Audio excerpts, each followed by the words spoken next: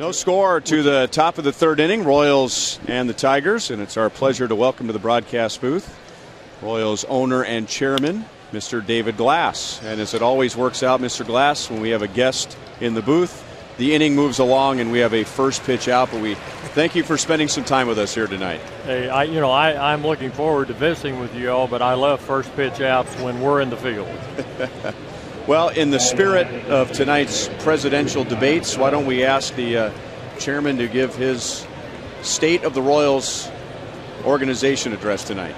You know, we've been talking about it, Ryan, and of course this is a good time of the year to do it. You can review everything that you've done, and you can kind of review this year, and then you can talk about what you want to do during the off season before you get to spring training.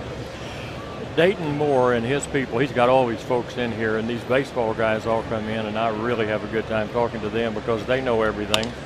They've done a great job. There we go. We've got a 4-pitch inning so far. Go right ahead, sir. They've done a fantastic job of what our mission is for them.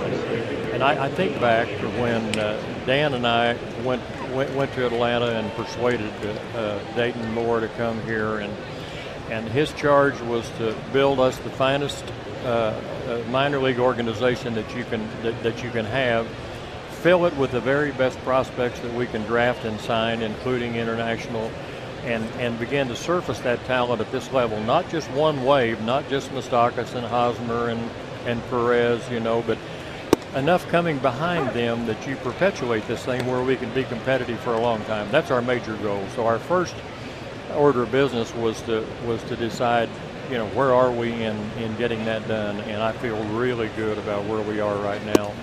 I'm disappointed in the season. Coming out of spring training, I thought that we'd play 500 baseball, and my goal has been to get us to 500, for us to get to 500, because then, you win a few more games and you're right in the hunt.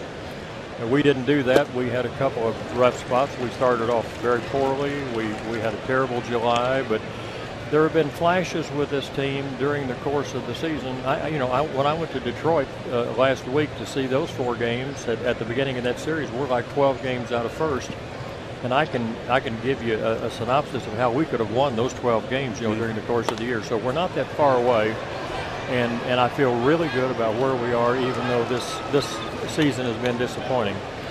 And when you ask a question and you get an answer that lasts almost an inning, that comes with the territory. Yes, indeed. It's always a pleasure. It's always fun to chat with David Glass. This guy at the plate's pretty good.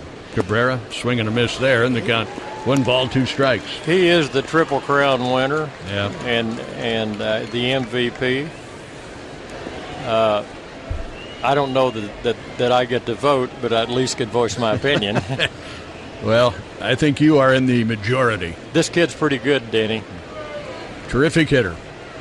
Tough to pitch to. There are really no weaknesses. Although Mendoza found one there down and in, and a swing and a miss, and a good start for Mendoza here in the top of the 4th inning.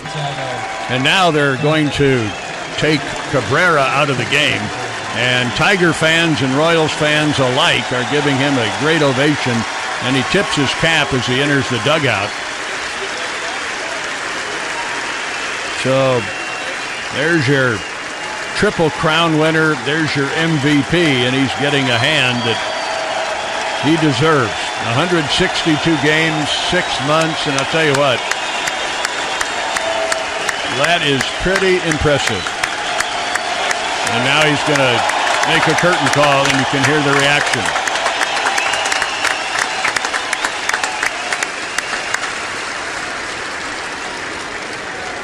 Now, just out of curiosity, Mr. Glass, when you and Leland were talking about Perez, I'm willing to bet that he did not say, we'll take Perez and give you Cabrera?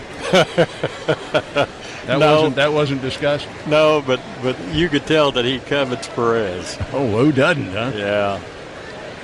2 out, and the pitch to Johnny Giovatello is right in there for a strike. Yeah, anyway, one point I was going to make about pitching, Denny, and I've come to realize this. In our system, we have a lot of talented young pitchers who I think are going to pitch very well at this level, who will begin to surface.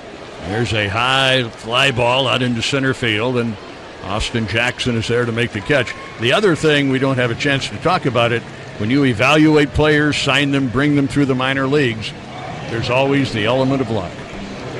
There absolutely is. Some of the most talented players never play in the major leagues. Absolutely.